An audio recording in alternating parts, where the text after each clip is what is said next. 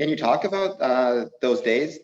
So, I mean, I don't know how much detail you want, but essentially that was a rescue mission that a platoon that we were attached to, a cavalry platoon, was cut off by 3 snipers. And what we didn't know at the time was about additional squads of Taliban fighters. And they were cut off on this mountain. We thought they were 200 meters. It ended up being almost 2,000. And we didn't bring any water, food, or any other medical equipment. It was supposed to have been a quick snatch and grab. And 8 of us volunteered to go up this mountain. And 50 feet into us climbing onto the mountain to go save them, we started receiving contact from the opposite side of the where the village was at. And we took contact all the way up to about the 200-meter mark, found out they were higher up. And then we had to somehow maneuver around this mountain, which was hard because they were up a draw in a mountain. And then we had to, again, I don't know how much detail you want, but so once we started kind of pushing up this mountain, we got into like these cornfields, and we were trying to maneuver around to a better position. And we got up to like the second cornfield. It came over the radio that we had one hero, which is a term for a killed in action American killed that was killed in action. So we found out it was my lieutenant, the lieutenant that we were attached to. And we got up to like the last cornfield. That's when we started realizing that the enemy was closer than we thought, as far as they were trying to cut off our rescue team and the pinned down squads. We started hearing crackling of corn stalks in the cornfield about 25 meters in front of us. Come to find out, it wasn't any Americans. They weren't in the cornfields, and so it was the Taliban. So, we had to throw some frag grenades. There was like a little Vietnam-sized hole they were crawling out of, and it got kind of serious that that we didn't really know where their enemy was at. And once we got kind of parallel with the casualties, we had to figure out how we were going to run 175 meters in the open and extract the wounded and dead back to safety where we were at. And we were sitting on like this donkey trail, and we had like kind of a wall to conceal us, like a little rock wall. And essentially we had to call in a smoke mission and put the smoke in between the casualties and the snipers. And the snipers knew what we were doing. So as soon as the smoke hit, they just started sporadically shooting through the smoke. And I followed my team leader, Sergeant Keel, and we ran about 75 meters or so. And the first casualty I came across was an Afghan army soldier who he was going into shock pretty good. And I crouched down next to him, and I sat on top of this little boulder straight up in the open. And Sergeant Lee crouched next to me, and he's pulling security off the side. And I noticed that this guy's femur was sticking out of his leg, and the inside of his calf had gotten blown off. I don't know if it was an exit wound or he took shrapnel. I'm not quite sure. And so I started to assess this tourniquet. I put it as an Israeli dressing, packed it with gauze, started to get him moving, and that's when they brought my lieutenant's body over. And before I could actually go see my LT, I saw these bloody hands off to my left. And I looked over, and it was Sergeant Russ. And Sergeant Russ was one of the other squad leaders that was there that day. And sorry, my light just turned off. And we went dark for a second. Oh, sorry. I just wasn't sure how dark it was. No worries. I can still see it fine. Okay. So yeah, Sergeant Russ was one of the squad leaders, and he was and so he was shot. And so I ran over to him, and when I did, he had like a trail of blood behind him. And I didn't really look at him because I was trying to concentrate where the blood was coming from. I wasn't sure if he had been, medically worked on or anything. So I took a knee next to him, and I saw that he was a big dude, and he had 2 tourniquets on his left leg. And so I noticed one had come undone. So I crouched down. I kind of told him, I'm going to put you in some pain.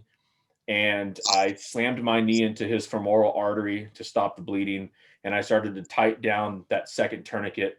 And as I did, I could hear him like choking on blood, it sounded like. And so then that's when I looked at his face for the first time, and he had gotten shot in the lower jaw, and it was kind of hanging off, and he was choking on his own blood and his own tongue. So I had to go into his mouth and grab his tongue and pull it off to the side and have him bite down on his tongue so he wouldn't suffocate on himself.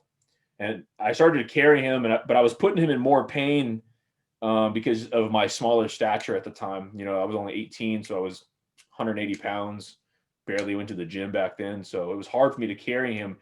Corporal Sisto and Sergeant Keel, my other two team leaders, noticed that I was struggling, so they came over and grabbed him from me. And then when they did that, there was nobody to grab LT's body. So I volunteered and said I would grab him. And as I'm pulling him, that's when we started noticing that the smoke was going to clear and that the snipers were going to have a clear shot of us. And we still had 50 meters or so to go. So I dragged LT all the way back to the donkey trail. And that's when we kind of started to reassess the situation, or redistribute, reconsolidate all of our gear and ammo and everything like that. And there were guys that were taking additional gear off the wounded so that they didn't have that burden. I took on 6 additional M4 rifles on my back. And then the plan was essentially that we were going to be split into 3 teams. Myself, First Sergeant, Sergeant Lee, a cavalry scout, and the interpreter were going to be the recon team. And our job was to just find a way down the mountain because the way we had come up was too treacherous for the wounded. And the problem was it was a poor moonlight night, which meant that we didn't have adequate light to use our night vision goggles. And night vision goggles were going out, and we couldn't tell if a cliff in front of us was 3 feet or 30 feet. So we had to kick rocks off to figure out how long it took the rock to fall. And then we realized, okay, we have to go left or right or whatever. And so this was going on. I mean, we weren't really receiving any contact, and things were pretty quiet for the time being. And that's when we were walking down the mountain. We had to been almost halfway down, and I noticed that there was a bright light in between my feet. And we looked back, and one of the Afghan soldiers had gotten, I guess he just got irritated, or he didn't like how slow we were moving or something. So he used his flashlight. And so First Sergeant told me to tell him to go turn it off. And I turned around and I got maybe 2 steps in. And before I could even get any further, our entire world got lit up. The Olive Saw village right across from us started to light us up, as well as 2 additional fighting positions. And we just got a huge barrage of enemy fire come in. And I just hit the ground and laid behind this rock wall. I had First Sergeant between my legs.